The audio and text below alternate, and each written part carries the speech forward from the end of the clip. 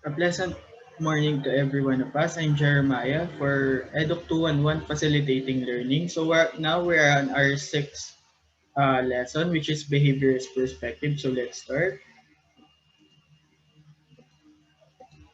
So for our learning objectives, we have to explain the basic principles of behaviorism, make a simple plan of applying primary laws of learning, and determine on how to use rewards in the learning process with more efficiency. So what is behaviorism and behaviorist perspective? So behaviorism, this is a theory that focuses on the study of the observable behaviors and discounting any mental activity. So learning is defined as simply as the acquisition of new behavior. So the core feature of behaviorism is that learning is conditioned by external events or factors. So behaviorism is a theory that views learning as cause and effect mechanism in which external factors lead to a response, and over time this response becomes a learned behavior. So behaviorists believe that all behaviors are based on experience, and all persons, no matter what background, can be trained to act in a particular manner given the right conditioning. So behaviorism is a theory that gives emphasis that behavior is mostly learned through conditioning and reinforcement. The theory of behaviorism only focuses on the study of the observable and a study of miserable behavior conditions, conditions, cognitions, emotions, and moods are far too subjective under this group. Neo-behaviorism bridges the gap between behaviorism and cognitivism. These new theories came into the view which maintained some of the behaviorist concepts but excluded the other works and added new ideas which appeared to be associated with the cognitive views of learning. So behaviorist perspective is divided into two groups. One is Ivan Palov's classical conditioning, Edward Thorndike's connectionism theory, and B.F. Skinner's operant conditioning. So the first one is neo-behaviorism by Edward Tolman. For Edward Tolman, one of the proponents of neo-behaviorism, because he has a lot of theories to discuss, we will only discuss purposive behaviorism, and we also have Albert Bandura's social learning theory.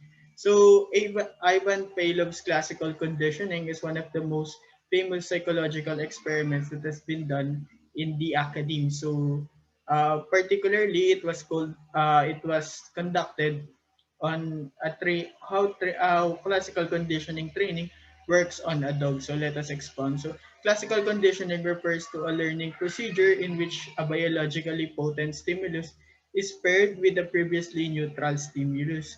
Classical conditioning, also known as Pavlovian conditioning, is learning through the association and was discovered by Ivan Pavlov, a Russian physiologist. In simple terms, as two stimuli are linked together to produce a new learned response in a person or animal. So Pavlov developed some rather unfriendly technical terms to describe this process.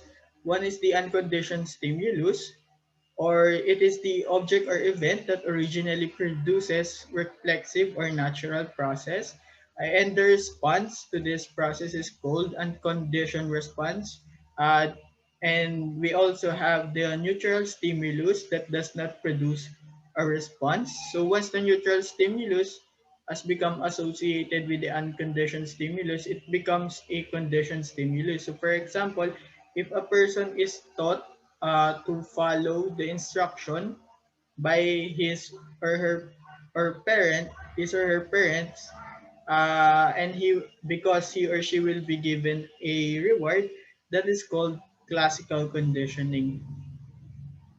So the Pavlovian classical conditioning. So Pavlov started from the idea that there are some other things that a dog that does not need.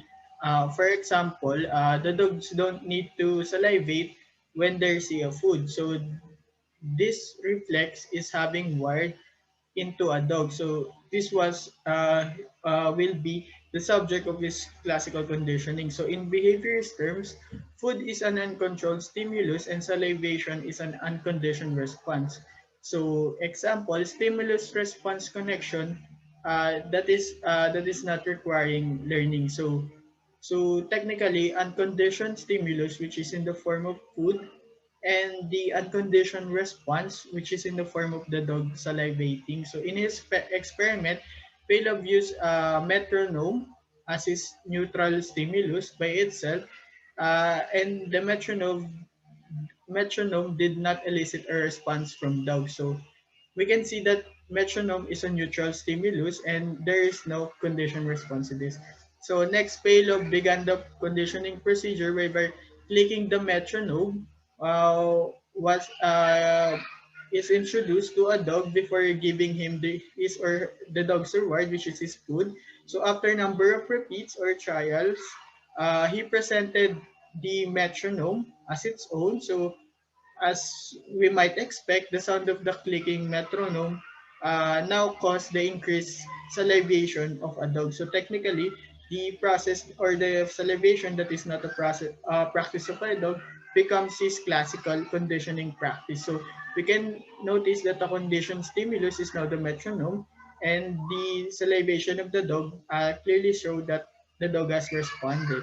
So the dog learned an association between the metronome and the food and the new behavior that he had been learned. So because of this response was learned or conditioned, it is called a conditioned response.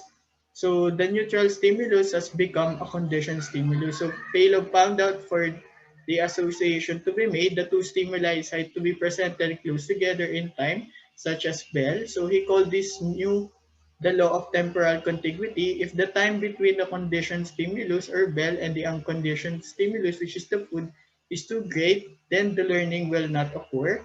So because the dog will definitely not become part of that method, or there will be an no response to that conditioning system. So Palov and his studies in classical conditioning have become a famous since his early work. So between 1890 to 1930, so classical conditioning becomes a phenomenal study or classical study that is the first systematic study of the laws of learning by conditioning. To summarize the classical conditioning, so it involves learning to an associate unconditioned stimulus that already brings about a particular response or a reflex with a new conditioned stimulus so that the new stimulus brings out about the same response. So Palov rather showed us that the response to this or the unconditioned response uh, does not produce or does not necessarily produce response. So once the neutral stimulus has become associated with the unconditioned stimulus, it becomes a conditioned stimulus, and the conditioned response is the response to the conditioned stimulus. So Palov also noted the importance of the so-called stimulus generalization, wherein you will assume uh, where or what an particular person that will be subjected to the conditioning will be reacting. The other one, the extinction. If your classical conditioning fails, then the idea or the conditioning itself will be extinct. The dog will not respond or the learner will not respond. And then we have the spontaneous recovery wherein you continually or repeatedly do the process of conditioning so that it will be remembered by the subject. And then of course the discrimination. So sometimes if your food is very great, your conditioning will not work because for example, the dog, when the food is so great, he will not focus on the conditioning, but rather the dog will only focus on how to get that food. And we have the higher order conditioning, which showed that the dog will be part or will understand the need to do it so that the dog will get uh, its reward.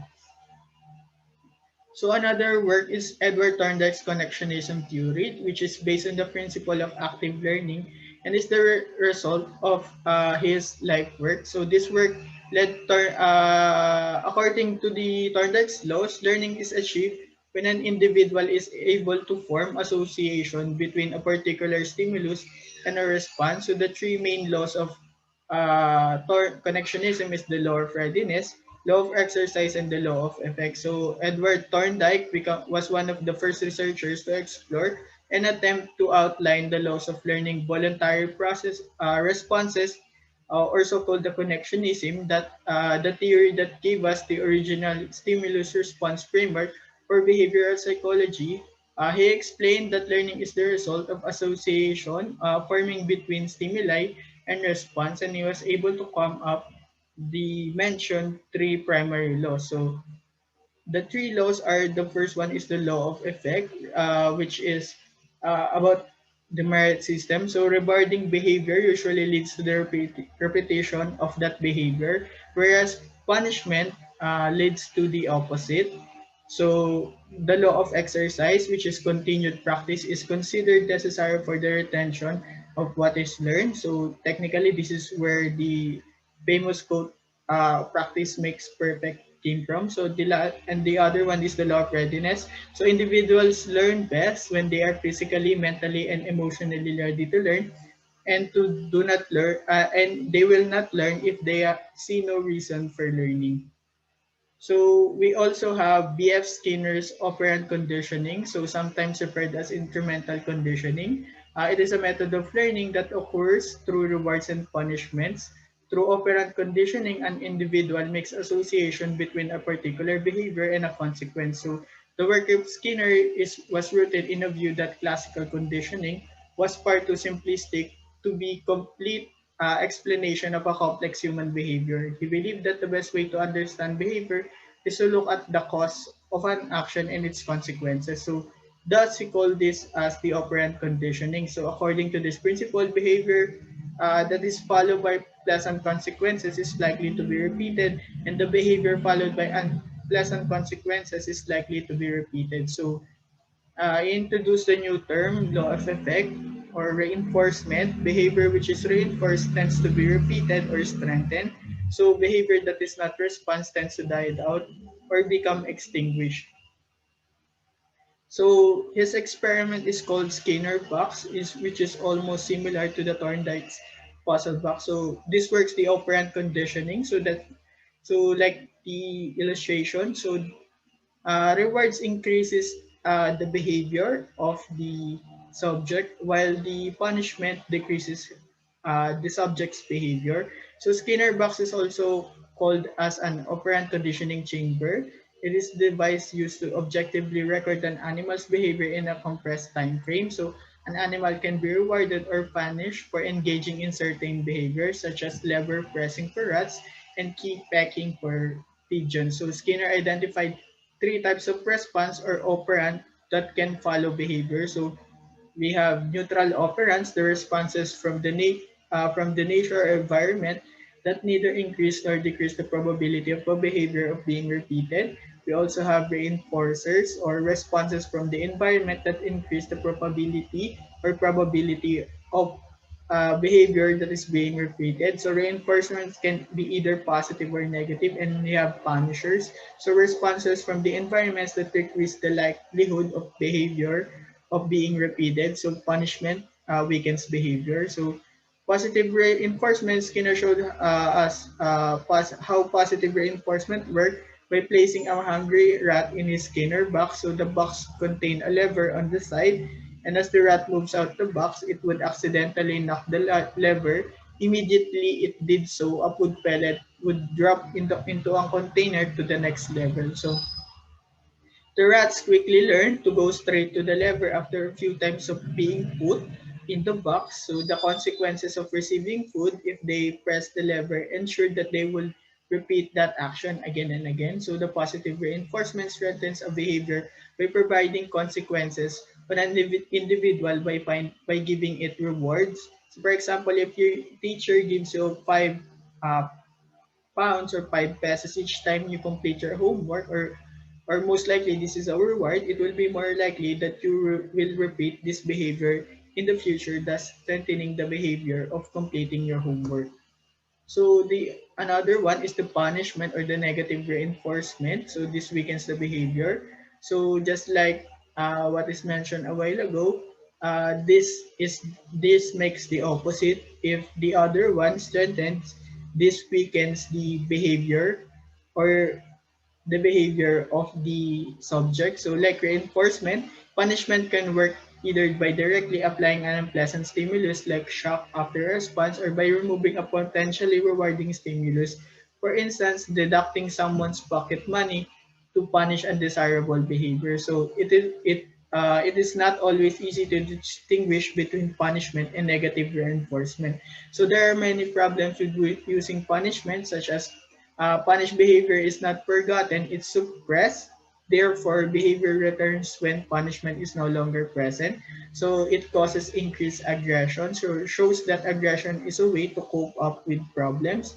And the third is it creates fear that they can be generalized to undesirable behavior. Like when a child is afraid of school because he thought that he or she will be punished or there is something negative in the school, and it does not necessarily guide toward the desired behavior. So reinforcement tells you what to do, and punishment only tells you what to do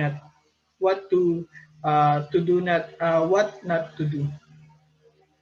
So a further important contribution made by Skinner is the notion that behavior shaping through successive approximation. So Skinner argues that the principles of operant conditioning can be used to produce extremely complex behavior if rewards and punishment are delivered in a such way as to encourage move an organism closer to the desired behavior each time. So to do this, the conditions or the contingencies are required to receive the reward should shift each time the organism moves a step closer to the desired behavior. So according to Skinner, most animal and human behavior, which includes language, can be explained as a product of this type of successive approximation. So behaviorism is primarily concerned with the observable behavior as opposed to the internal events like thinking and emotion.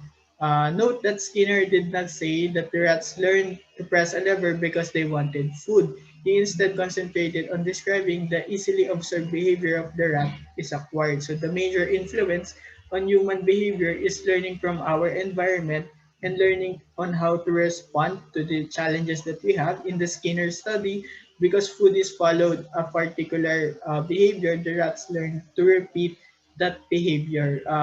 Example, this is a best example for operant conditioning. So there is a little evidence between the learning that takes place in humans and that in the other animals are alike. Therefore, those researchers like the operant conditioning for both rats and pigeons. So Skinner proposed that the way human learns behavior is much as the same as the rats learn to press a lever, which is by or because of the need. So another theory for this lesson is another subgroup is called neo-behaviorism. So neo-behaviorism is a behavior that cannot be full understand in simply in terms of observable stimuli or reaction. So neo-behaviorism introduces mediating variables into the behavior's stimulus response scheme. So we have Tolman's perceived behaviors and behaviorism and Bandura's social learning theory. So we have here Edward Tolman's purposive behaviorism. So because it's very complex or very long, so I will discuss some key points. So number one, learning is always a purposive and goal directed. Number two, the concept of cognitive maps in rats. The latent learning, the concept of intervening variables, and lastly, the reinforcement is not essential for learning. So purposive behaviorism is a branch of psychology that was introduced by Edward Tolman, which taught that learning developed from knowledge about the environment and how the organisms relates to its environment. So Tolman's goal was to identify the complex and cognitive mechanism and purposes that guided this behavior. So his first point is learning is always purposive and goal directed. So Tolman held the notion that responded for some that humans respond for some adaptive purposes. So he believed that individuals do more than merely respond to the stimuli. They act on beliefs or attitudes that always change conditions and they strive towards their goal. The second point is the cognitive maps in rats. The most famous experiments includes pouring rats at a random starting location in a maze, but in a maze that is made of wood. But the wood was always placed on the same location in this experiment. So he found out that organisms will be very silly to select the shortest or the easiest path to achieve a goal. The third one is the latent learning. This is a kind of learning that remains or stays within the individual until needed. So it is a kind of learning where it is not outwardly manifested at once, according to Tolman. It can exist without reinforcements. And the fourth one is the concept of intervening variables. So intervening variables are variables that are not readily seen but serve as a determinants of behavior. So Tolman believed that learning is mediated or influenced by the expectations, perceptions, and representation needs and other internal environmental variables. So the fifth one is reinforcement is not essential for learning. So Tolman concluded that reinforcement is not essential, although it provides an incentive for performance. So you can, whether there's a reinforcement or not, the subject or the learner will always strive to achieve its goal. So we have Albert Bandura's social learning theory. So basically, Bandura stated 3 points so that people can learn through observation, that mental states are important to learning, and the third one is that learning does not necessarily lead to the behavior change. So the three concepts. So people can learn through observation. So Bandura studied and observed the adult acting violently towards the bubudal. When the children were later allowed to play in the room in the bubudal, they began to imitate the aggressive action. So in the first experiment, the first one punches the bubudal aggressively, and when the children notice it, when they're given uh, they were given the time to play with the bubudal, they also punch the bubudal aggressively. So the second one is the notion that internal and mental states are or internal mental states are an essential part of the process of the social learning theory. So Bandura realized that the reinforcement does not always come from the outside sources or the mental state and motivation to play. So the mental state and motivation plays an important role in determining whether a behavior is learned or not. So he described intrinsic reinforcement as a form of internal reward, such as pride, satisfaction, and a sense of accomplishment. So this emphasis uh, on internal thoughts and cognition uh, helps connect the learning theories to cognitive developmental theories, while many textbooks place social learning theory with behavioral theories of Bandura. He described his approach as a social cognitive theory. So another one is that uh, Bandura believed that uh, just because something is learned, it does not mean necessarily that it is a change in behavior. So how do we determine when something has been learned? In many cases can be seen immediately because it is mentioned in our early discussion, learning is a change in behavior. So it will be displayed, but sometimes we are able to learn things even though that learning might not be immediately of use. While behaviorists believe that learning led to a permanent change in behavior, observational learning demonstrates that people can learn new information without demonstrating new behaviors. So here are the key factors for the success of this theory. So it involves the following steps in observational learning and modeling process. So we have attention, retention, motor reproduction, and motivation. So the first one is attention. In order for you to learn, you need to be paying attention to the model that will be introduced to you. The next one is retention. This is the ability to store information, which is also important in the learning process. The observer must be able to remember what he or she has observed. The third one is the motor reproduction. So once you have paid attention to the model and retained the information, it is time actually to perform the behavior you observe. Further practice of the learned behavior leads to the improvement of skill and the advancement of knowledge. And the last one is motivation. The observational learning, in order to be successful, the learners have to be motivated and to imitate the behavior that has been modeled to them. So that ends our discussion. So before we end this discussion, we have a quote from Ivan Palov.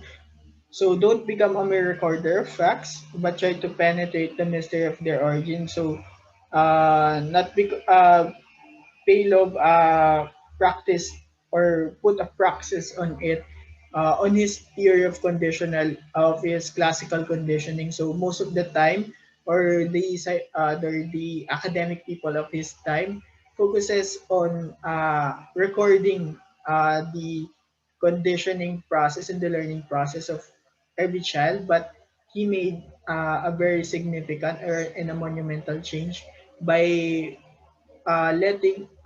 by leading uh, an experiment that would demonstrate or that would locate the origin of the classical conditioning and the response and stimulus of an individual. So for our list of reference, so that ends our discussion. So I'll see you again on our next meeting.